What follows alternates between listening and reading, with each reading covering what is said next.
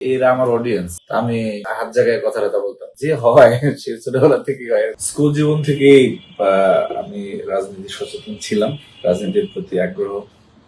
মিছিল মিটিং দেখলে একটা স্বভাবজাত টান ছিল আর কি। যে পরবর্তী সময়ে আপনার ওই সময় মিছিল মিটিং এ যেতাম। রাজনৈতিক প্রথম পরিচয়ে ঢাকা বিশ্ববিদ্যালয় সাধারণ জরুরি দলের সদস্য, সাধারণ সম্পাদক হিসেবে। ঢাকা বিশ্ববিদ্যালয়ে ভর্তি হওয়ার 22 দিনের দিন, তখন ছাত্রলীগের হামলা শিকার হয়ে আমি 22 দিন হলে ছিলাম সার্জন জহুরুল্লাহ কলে। তো ছাত্রলীগের তখনকার সাধারণ সম্পাদক জহুরুল্লাহ কলের শামসুল রাহাত এবং তখন সহ সম্পাদক ছিল কেন্দ্রীয় কমিটির সিদ্দিকী নাজমুল আলম, পরবর্তীতে সে সাধারণ সম্পাদকই হয়। একদম নির্মম ভাবে আমাকে মারে আর কি। জহুরুল্লাহ কলের ক্যাম্পাস থেকে ধরার পরে রাহাত নিয়ে যায় আর কি জহুরুল্লাহ কলে। সম্ভবত 18 জানুয়ারি ছিল এটা, 2010 সালে। তো তখন এর থেকেই বিরতিহীন ভাবেই পথ চলে আর কি। তো এর পরবর্তী তো বিএনপি প্রণীত আমাদের ছাত্র দলের একত্রিত প্রোগ্রাম, সেগুলো তো ধারাবাহিকভাবে ছিলেন। আমি আপনাকে শৈশব কৈশোরের কথাটা কেন বললাম, যে রাজনীতির বেসিক্যালি দুই রকমেরই আমাদের দেশে শিক্ষা প্রতিষ্ঠানগুলোতে করে। একটা হচ্ছে যে মিছিল মিটিংয়ে যাওয়া লাগে, ক্যাম্পাসে থাকার জন্য, হলে থাকার জন্য যাওয়া লাগে, যায়। আর একটা হচ্ছে একদম রাজনীতির তীব্র আকাঙ্ক্ষা থেকে যে না, রাজনীতিবিদ হওয়ার চেষ্টা। তো আমি ছোটবেলা থেকে একেবারেই আপনি আমাদের অঞ্চলে দেখবেন যে ওটাকে বলে মোটা ধান। ধান গাছ যখন পরিণত বয়স হয় তখন অনেক সময় বাতাসের একটা তরঙ্গ সৃষ্টি হয়। তা আমার মনে হতো যে এরা আমার অডিয়েন্স। তা আমি হাত জায়গায় কথা বলতাম, ঠিক আছে, ছোট যখন এখন যে হয় সে ছোটবেলা থেকেই হয় এরকম মনে হচ্ছে আমার কাছে। তো ছোটবেলা থেকেই এই রাজনীতির প্রতি প্রবল আগ্রহ ছিল। ঢাকা বিশ্ববিদ্যালয়ে এসে তো আসলে একেবারে প্রত্যেকটা মুহূর্তই প্রতিকূলতার মধ্যে গিয়েছে। নিজের ক্যাম্পাস, নিজের ক্লাস মানে করা আমাদের, শুধু আমি না, এটা একদম সমসাময়িক সকল ছাত্র দলের সকল কর্মীদের একই অবস্থা বরণ করা লেগেছে। যে ছাত্রলীগের প্রতিনিয়ত হামলা, ক্লাস করতে পারা যেত না, এমনকি বিভাগের বিভিন্ন সাংস্কৃতিক অনুষ্ঠান, নবীন বরণ, বিদায়, আমরা তো সত্যিকার অর্থে অন্যায়ের বিরুদ্ধেই কথা বলতেছিলাম। আপনি এই যে রাজনীতি করে অনেক কিছু করব, অনেক কিছু, এই প্রত্যাশা আমার লাইফে কখনো ছিল না। আর আমাদের নেতা কর্মীদের মধ্যে আমি দেখিনি।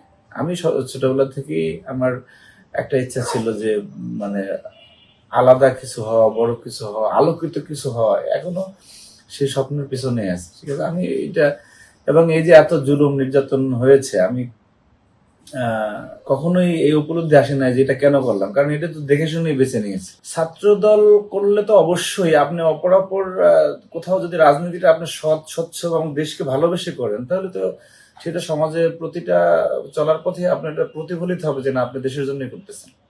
কিন্তু তার সব থেকে আমার কাছে বেস্ট প্ল্যাটফর্ম মনে হয়েছে এটা, কারণ আপনার এটা শুধু রাজনৈতিক বক্তব্যের জন্যই না, আপনি খুবই স্পষ্ট এটা বাংলাদেশে যে একজন মানুষ সে তার পরিবারকে বিপদে ফেলে, তার জীবনকে বিপদে ফেলে বাংলাদেশের প্রয়োজনে সে বলেছে উই রিভোল্ট, ঠিক আছে। এবং জিয়াউর রহমানের ব্যক্তিগত জীবন, সে যে রাষ্ট্র পরিচালনা করেছে, সেখানে আপনি ওনার মতো সৎ, এটা শুধু আমাদের মতো অর্বাচীন বালকদের কথা না, এটা তো বাংলাদেশের ইতিহাসে সবাই, মুসলিম জননেতা মাওলানা আব্দুল হামিদ খান বাসানী থেকে শুরু করে সবাই তার দেশপ্রেম এবং তার সততার কথা বলেছে। তো কেন তাকে আপনি অনুসরণ করবেন না? আমার তো মনে হয় যে জিয়াউর রহমান, দেশনেত্রী বেগম খালেদা জিয়া, ওনারা শুধু বিএনপি না, বিএনপিকে ছাপিয়ে বাংলাদেশের সমর্থক কিছু ওনারা।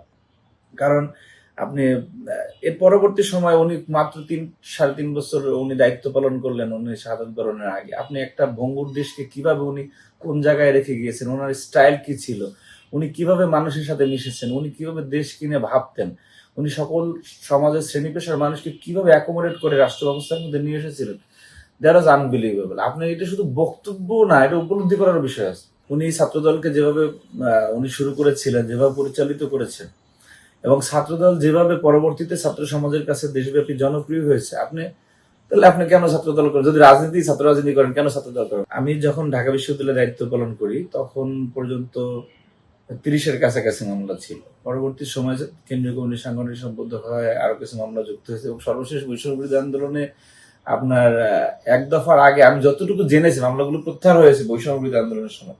ওই সময়ও 4টি হত্যা মামলা আমাকে দেওয়া হয়েছিল, মানে হাফ সেঞ্চুরি হয়ে গেছে আর কি। বৈষম্য বিরোধী আন্দোলনের যে 1-1.5 মাস এগুলোতে সরকার একটা নির্বাহী আদেশই প্রত্যাহার হয়েছে। আপনার 2023-এর 28 অক্টোবর যে বাংলাদেশের গণমানুষের দল বিএনপি যে 28 অক্টোবর মহাসমাবেশে ঘোষণা দিয়েছিল, সেই মহাসমাবেশটিকে কিভাবে রাষ্ট্রীয় মদদে মানে পেটোয়া বাহিনী কিভাবে নৎসাৎ করে দিয়েছিল আপনারা জানেন। সেই মহাসমাবেশে আমিরুল হত্যা মানে একজন পুলিশ কনস্টেবল উনি হত্যা হয়েছিল, মানে সংঘর্ষের এক পর্যায়ে উনি মারা যায় আর কি।